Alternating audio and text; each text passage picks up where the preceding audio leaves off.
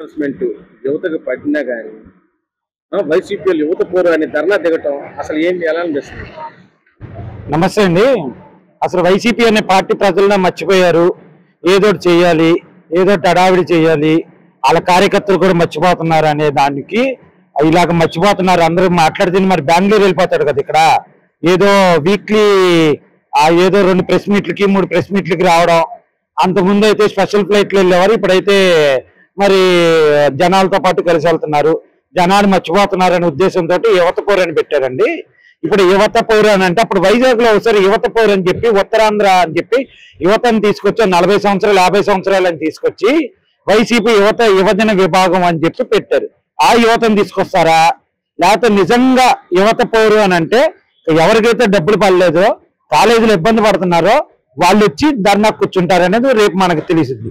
సరే, మనం చేసింది తప్పు కాబట్టి మన అసెంబ్లీకి రావట్లేదు. ఎందుకనంటే అసెంబ్లీకి వస్తే లోకేష్ గారిని చూసి భయపడతారో, లేకపోతే రఘురామ్ గారిని భయపడతారో, వాళ్ళందరితో పాటు మనం చేసిన తప్పులన్నీ బయటపడతాయనే ఉద్దేశంతో ఆయన అసెంబ్లీకి రావట్లేదు. ఎందుకంటే కింద 5 సంవత్సరాలు యువతకు ద్రోహం చేసింది ఈయన. స్కిల్ డెవలప్మెంట్ ఆపేశాడు, ప్రైవేట్ కంపెనీలు తీసుకురావడం ఆపేశాడు, దాంట్లో డిఎస్సి వేయడం ఆపేశాడు. మరి యువతకు చేసిన తప్పు కాదు కదా. గవర్నమెంట్ ఎక్విప్మెంట్ ఆపేశాడు, ప్రైవేట్ కంపెనీస్ ఎగ్గొట్టడం ఆపేశాడు. కియా, ఇట్లా ఈసూజీ, జాకీ, ఇలాగా శ్రీ సిటీలో ఇలా ఎన్నో కంపెనీస్ వస్తే వాళ్ళందరికీ ప్రతి ఒక్కరిని గవర్నమెంట్ సెక్టర్లో మనం అకామిడేట్ చేయలేం. సో ప్రైవేట్ సెక్టర్లోనూ ఆ వాటిలో అకామిడేట్ చేయాలి. ఆ కంపెనీలన్నీ తరిమేసి యువతకి నష్టం చేసింది ఎవరు? జగన్మోహన్ రెడ్డి, ఆ వైసీపీ ప్రభుత్వం అనేది. సరే, మరి యువతకి ఇప్పుడు ఫీజు రియంబర్స్మెంట్ ఇవ్వలేదు, అది ఇవ్వలేదు అంటున్నారు కదా. కొన్ని నంబర్లు చూసుకుందాం. మనం చేసిన పాపం ఏంటో మనకి ఇప్పుడే తెలిసింది. నంబర్లతో సహా ఏ పథకానికి ఎంత ఎగ్గొట్టి వెళ్ళాడో మనం చూసుకుందాం. దీంట్లో ఏదైతే ఇప్పుడు నా యువత ఇది అన్నారు కదా, మరి దిగిపోయే టైంకి మరి నువ్వు అన్ని ఏరియాస్ అన్ని క్లియర్ చేసి వెళ్ళాలి కదా. మరి ఎందుకు క్లియర్ చేయకుండా వచ్చావు నువ్వు? సరే, విద్యా దీవెన అనేది పథకం నీదేగా. గత ప్రభుత్వంలో విద్యా దీవెన, దాని ట్యూషన్ ఫీజుని విద్యా దీవెన అని పెట్టావు. 2832 కోట్లు బాకీ.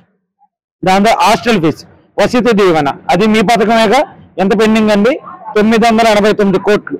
పీజీ వాళ్ళకి 450 కోట్లు. వెలసి 4271 కోట్లు గత ప్రభుత్వం పెండింగ్ పెట్టి వెళ్ళింది యువతకి. మరి ఈ రోజు ఏ మొహం పెట్టుకొచ్చి ధర్నా చేస్తున్నారు? యువత అంటే ఎవరిని కూర్చోబెట్టి ధర్నా చేస్తారు? సరే, మరి వీళ్ళందరూ రేపు వచ్చి నేను ప్రశ్నిస్తే ఎలా పెట్టుకుంటావు? అసలు నీ ఓన్లీ ఇప్పుడు ఎవరైతే గత ప్రభుత్వంలో పెండింగ్లు ఉన్నాయో, గత ప్రభుత్వం కాలేజీలకు ఫీజు కట్టకుండా వేరే ఊర్లో చిన్న చిన్న పనులు చేసుకుంటూ ఆ ఫీజు కట్టుకుని సర్టిఫికేట్ తీసుకెళ్ళిన వాళ్ళు విలువైన జీవితం, వాళ్ళు విలువైన టైంని నాశనం చేసినందుకు వాళ్ళు వచ్చి నేను అడుగు ప్రశ్నిస్తే ఏం చేస్తావు? అన్ని ఒకేసారి ఆడపడతాయి. ఈ ప్రభుత్వం వచ్చి 9 నెలలైంది. నువ్వు కొన్ని లక్షల కోట్లు అప్పు చేసిపోయావు. దాన్ని కట్టడానికి నెల వడ్డీలు పడుతున్నాయి. అవన్నీ చూసుకుంటూ మేనేజ్ చేసుకుంటూ కొంచెం కొంచెంగా డబ్బులు అయితే రిలీజ్ చేస్తున్నారు. పెండింగ్ పెట్టింది ఇప్పుడు ప్రెసెంట్ ఉన్నాయి రిలీజ్ చేస్తున్నారు, పెండింగ్ పెట్టినవి కూడా కొంచెం కొంచెంగా రిలీజ్ చేస్తున్నారు. మరి ఇంత జరుగుతుంటే యువత పోరు, బొక్కల పోరు అని నువ్వేం పెట్టకో, ఎరిపప్పు అవుతావు. బేసిక్ గా నువ్వు ఎరిపప్పు అవుతావు, కామెడీ పీస్ అవుతావు. కామెడీ పీసే నువ్వు. ఈ యువత పోరు అని చెప్పిన కాడి నుంచి ఇంకా కామెడీగా చూస్తున్నారు. ఎవరైతే యువతతో ఎవరైతే నువ్వు పెండింగ్ పెట్టి వెళ్ళావో వాళ్ళందరూ నువ్వే కదరా పెండింగ్ పెట్టి నువ్వు పోరు అంటావు ఏంటని చెప్పి వాళ్ళు నీ వంక నిన్ను ఏమనాలో కూడా తెలియక, నువ్వు పులివెందుల ఎమ్మెల్యే కాబట్టి ప్రజలతో ఎన్నుకుంటా పులివెందుల ఎమ్మెల్యే కాబట్టి ప్రజలు వదిలేస్తున్నావు. చాలా బాగుందండి. ఈ 9 నెలల నుంచి చంద్రబాబు నాయుడు చేసే పథకాల విషయంలో కానీ దీంట్లో కానీ అతన్ని చాలా నెంబర్ 1 విజన్ హీరో లాగా చెప్పుకుంటున్నారు.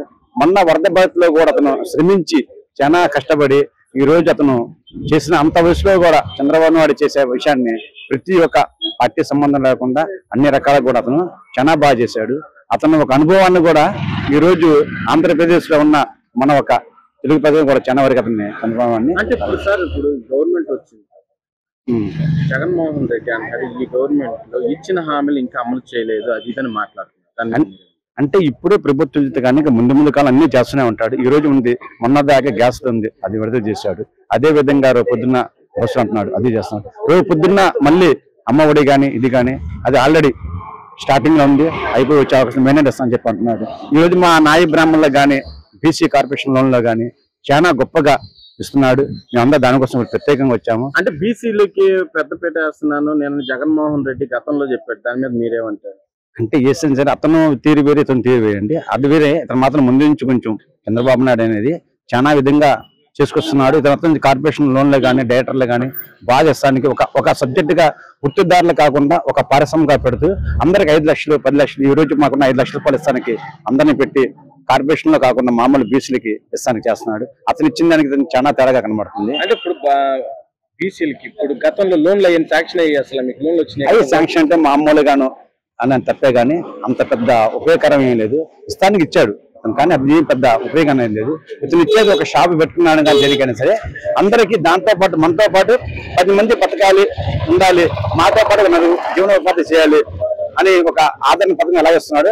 ఆ టైప్ లోని మహానీయ వ్యక్తిగా చంద్రబాబు నాయుడిని ఈ రోజు కూడా చెప్పుకుంటానికి కారణం అదే. కూటమి గవర్నమెంట్ వస్తుంది, ఎలా ఉంది పరిపాలన? ఈ 9 నెలలు బాగానే ఉందండి. పరిపాలన కూటమి ప్రభుత్వం వచ్చిన కానీ బాగానే ఉంది.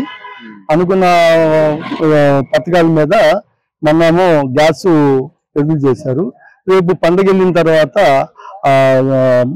ఉచిత బస్సులు కూడా చేస్తున్నారు.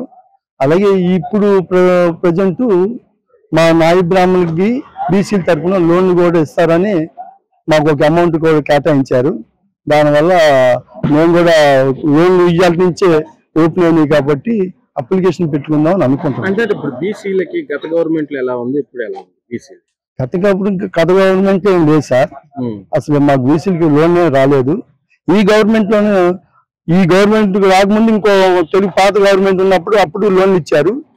ఈ మన రీసెంట్ గా పోయిన పాత గవర్నమెంట్ అయితే ఏం ఇవ్వలేదు. మళ్ళీ తెలుగుదేశం ప్రభుత్వం వచ్చింది కాబట్టి మమ్మల్ని బీసీని గుర్తించి మాకు లోన్లు ఇస్తారని ఆశిస్తున్నాం. అంటే మీ బీసీకి నిధులు విడుదల చేయడంపై మీకు ఎలా అనిపిస్తుంది? చాలా ఆనందంగా ఉందండి. అంటే గతంలో బీసీలకి నేను పెద్దపేట వేశాను జగన్మోహన్ రెడ్డి పదే చెప్తున్నాడు కదా, అది చెప్పడానికే గానీ అమలు పరచడానికి ఏం లేదండి. చెప్పుకుంటాకే గానీ అమలు పరిచింది ఏం లేదు. మైకుల్లో చెప్పడానికి టీవీలో చెప్పడానికే గానీ ఏం లేదండి. అంటే నేను బీసీలకి బటన్ నొక్కాను, వాళ్ళకి కావాల్సింది నిధులు విడుదల చేశాను అది ఇదని చెప్తున్నాడు కదా. అది వారి పైన బటన్ పచ్చ బటన్ నొక్కారు, కింద ఎర్ర బటన్ కూడా ఉంది, అది కూడా నొక్కారండి. అది నొక్కడం వల్ల కొద్దిగా ఇచ్చామని చెప్పుకున్నారు. ఇచ్చింది 10 మందికి ఇచ్చారు, చెప్పడం 1000 మందికి ఇచ్చామని చెప్పుకున్నారు. ఇప్పుడు ఈ గవర్నమెంట్ వచ్చిన తర్వాత బీసీలకి నిధులు విడుదల చేయటం, దాంతో పాటు మీకు లోన్లు శాంక్షన్ చేయటం మీకు ఎలా అనిపిస్తుంది? చాలా ఆనందంగా ఉందండి. మళ్ళీ పాత రోజులు మాకు గుర్తుకొచ్చిందండి. మళ్ళీ తెలుగుదేశం గత ప్రభుత్వం ఎలాగొందో ఇప్పుడు ఈ ప్రభుత్వంలో కూడా ఈ తెలుగుదేశం ప్రభుత్వంలో కూడా మాకు ఆనందంగా ఉందండి. ఎలా ఉంది రాష్ట్రంలో పరిపాలన? చాలా ప్రశాంతంగా ఉందండి. చాలా ప్రశాంతంగా నడుస్తుంది. ప్రజలందరికీ ఆనందంగానే ఉన్నారు. అంతా బాగానే ఉంది. ఇప్పుడు అంటే గతంలో పరిపాలనకి ఇప్పటికీ చాలా డిఫరెన్స్ అండి, చాలా డిఫరెన్స్. అప్పటికి ఇప్పటికి చాలా డిఫరెన్స్ ఉంది. గవర్నమెంట్ ఉద్యోగస్తులకి జీతాలే ఇవ్వలేదు జగన్ గారు. కరెంటు బిల్లు ఉండేది, మాకు కంపెనీ ఉంది, ఇండస్ట్రీ ఉంది. కరెంటు బిల్లులు కడతానే జీతాలని వాళ్ళు వచ్చి మా కంపెనీ గారు కూర్చునేవాళ్ళు. ఎవరు బిల్లు కట్టించుకున్న వాళ్ళు ఏఈ గారు కూడా ఫోన్ చేసేవారు, మీరు డబ్బులు వేస్తాను మా జీతాలు బిల్లు వేస్తారని అని మమ్మల్ని అలా అడుగుతుండేవాళ్ళు. ఇప్పుడు ఏం లేదండి, అదే పర్లా 4 రోజులు లేట్ అయినా. అంటే ఇప్పుడు బిజినెస్ అయిన తర్వాత కాస్త లేట్ ఉంటది, అటు ఇటు ఉంటది. బిజినెస్ లో 4 రోజులు లేట్ అయినా సరే అంత ప్రెజర్ లేదు. కరెక్ట్ గా 1st తారీఖు పడిపోయేవాళ్ళు, ఫీజులు పీకేసేవాళ్ళు. ఒకటే వాళ్ళు చెప్తున్నవాళ్ళు, మేము చేసేది ఏం లేదండి, తప్పదండి, లేగాల్సిందండి అని చెప్పేవారు.